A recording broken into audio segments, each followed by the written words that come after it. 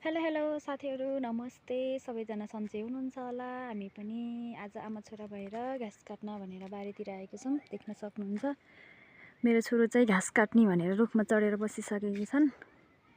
यहाँनिर आज छोरोको स्कुलको बिदा थियो नि त, त्यही भएर मौकाको फाइदा उठाउनु पर्यो भनेर आमा छोरा भएर साथीहरू अवसर आउँछ, अवसरको सदुपयोग गर्नुपर्छ। अनि सदुपयोग त गर्नु परिहाल्यो नि त, खाना पर्यो, हल्का आफूले सक्दो काम चाहिँ गर्न नै पर्छ। त्यही भएर हामी आमा छोरा मिलेर घाँस काट्न भनेर आएको। हामी चाहिँ मल लिएर आएको थियौँ साथीहरू, देख्न सक्नुहुन्छ हाम्रो बारी चाहिँ यहीँनिर छ।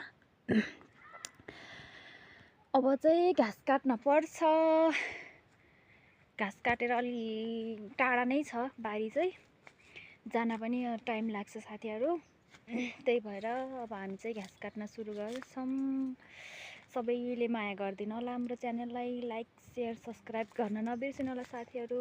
अब भने मैले घाँस खसाल्न लागिसकेँ, देख्न सक्नुहुन्छ। अनि भिडियो अन्तिमसम्म हेरिदिनु भएकोमा धेरै धेरै धन्यवाद।